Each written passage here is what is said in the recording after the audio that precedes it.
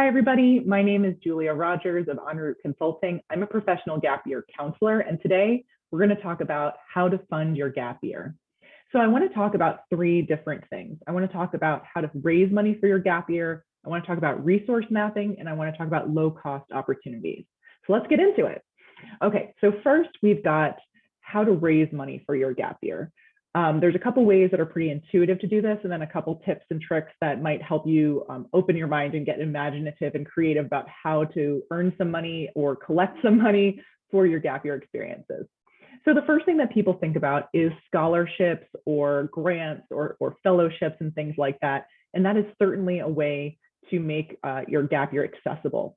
I will say that since the pandemic, a lot of our typical grant makers and grant funders are, there's just not as much money out there as there used to be for travel grants. So you may have more trouble than you would have had 5 years ago in finding money out there for scholarships that are independent and unrestricted. So my advice is to find a gap year program or opportunity that you're really excited about and look into their financial aid or scholarship opportunities, because a lot of companies themselves have in-house scholarship funds. And then annually there is the Go Overseas gap year scholarship that also offers thousands of dollars for gap year opportunities that you can put towards your year. Their scholarship period has ended and they've selected their winner for the 2022 year. But if you are a junior or younger student watching this, check it out for next year. So, check out independent scholarships and also the scholarship resource page on the Gap Year Association website for more unrestricted funds and general travel grants and scholarships and ways to kind of get that external funding for your gap year. Secondly, you can fundraise yourself. A lot of people find gap years really interesting. I'm sure what you're planning is going to be interesting. So leverage that to your advantage. You can, if you're approaching high school graduation, maybe make your graduation money go directly towards your gap year. So tell all the aunts and uncles and grandparents and anybody else who might be attending a graduation party or that would be likely to give you a graduation present, and just say, hey, I'm really fundraising for my gap year this year. And that's what I'd like, your graduation money to be put towards. So then you could have like a pool that you're collecting during graduation time. That's a great way to funnel funds into your gap year fund. You can also think about hosting events. This is especially effective if you're going to be volunteering or doing some service on your gap year, because it helps people really understand what your motivations are and help you want to achieve that. You could also have a goal for like people crowdfunding or getting people to put money towards a certain thing. So for example, your plane tickets or a piece of gear that you really need, or other, having something that's achievable that people can see the outcome of is really helpful when it comes to fundraising. As far as hosting events, I've had people do car washes, quiz nights at cafes, virtual fundraising events or like talent shows and things like that. So get creative and really tap your friends and family to help support you in making your gap year happen. You can also, use your own talent to help fundraise for your gap year. So especially people who are creatively inclined, you could sell wares on Etsy. I've had students who do that. I've had students sell senior portrait sessions if they're talented photographers. I've had a student who upcycles clothing and sold it on Instagram and made money that way. So if you already have like a side hustle or something that you're doing to make and create, sell it, put it towards your gap year. It's kind of a twofer. You're building out your own business as well as fundraising for your gap year. It's pretty cool.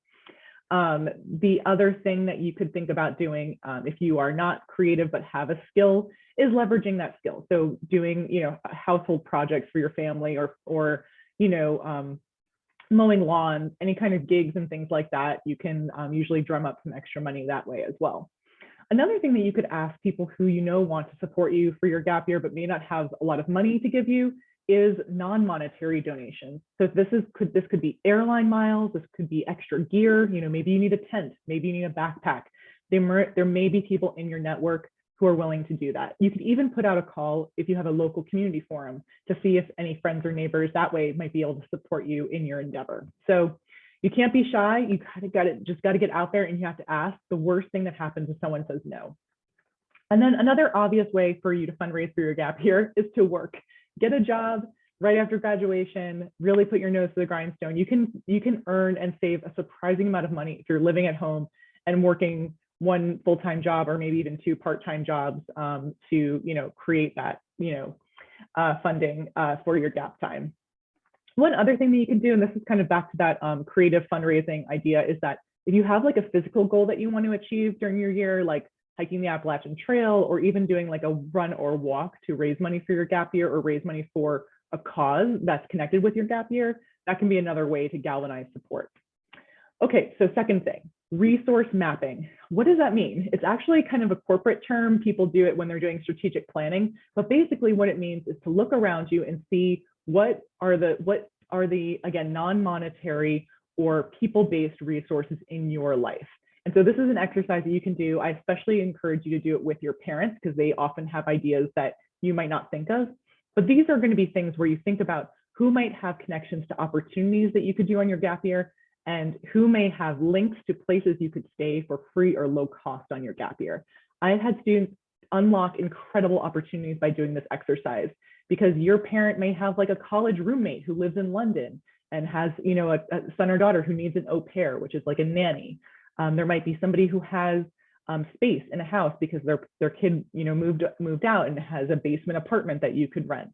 There could be all sorts of things out there that you don't know about until you start looking at it and asking. So literally unfurl a map, start seeing where you know people, and see if there's people you feel comfortable reaching out to and saying, hey, can you help connect me with an internship, or do you have an ideas of places I can stay?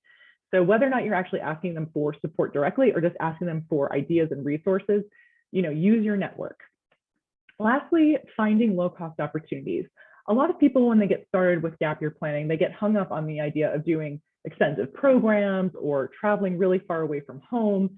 And, programs and travel are fantastic ways to spend gap time. I fully support them.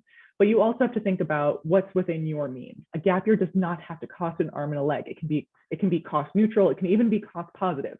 Although I think that the best gap years are not really tied to making money on your gap year because it should be really about service or your own personal growth, or have kind of these more intention and journey related meaning behind it, and not purely to make money, because that will encourage you into opportunities that are going to be perhaps not the best professional growth opportunities or personal growth opportunities. So I'm all for making money on your gap year, just not having it be the one and only intention for taking a gap year. So when it comes to finding low cost opportunities, we've got working, including destination work. So think about working away from home at a place that offers lodging. So thinking about like working at a resort or working in a national park. There's many places you can look for opportunities like that, like Cool Works or Bag of Jobs. Thinking about destination work abroad as the world opens up back up again, you may be able to work internationally in places like Australia or New Zealand. Work exchange. These are going to be platforms. You may have heard of woofing, where you can work on organic farms or at hostels or other places where you're exchanging your labor for free room and board. And this is a more independent opportunity. So if you want to be around other peers, if you want to have a really structured experience, that might not be the thing to start your gap year with, but it could be something you work towards later in your year. There's also national service. I always like to highlight AmeriCorps as an amazing gap year option.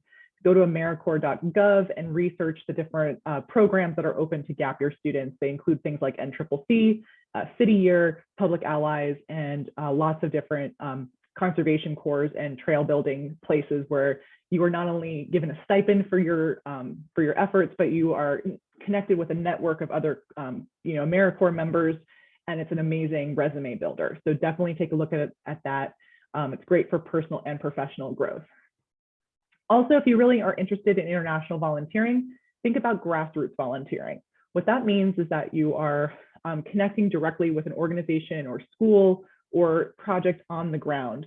So you're kind of, again, very independent. You have to be ready to show up in a different country and navigate towards a project site and really be self-managed in help and working within the project. So it's fantastic if you just are really mission oriented and want to get that kind of international experience. Not as great if you really want a lot of structure and fun and excursions and programmatic support. So when thinking about how you fund your gap year and how you make it happen, again, the more structure you get, that tends to be the more expensive a program is, with the exception of AmeriCorps. And then, so you might want to put some structured opportunities at the beginning of your gap year, and then work towards maybe some lower cost or free opportunities as your year moves along. There's no one way to schedule a great gap year or to make it happen. What matters is what works for you, and a gap year can be accomplished for any amount of money, including no money. So keep that in mind. If you have any questions, drop them in the comments, and I wish you happy planning. Have a great one. Bye.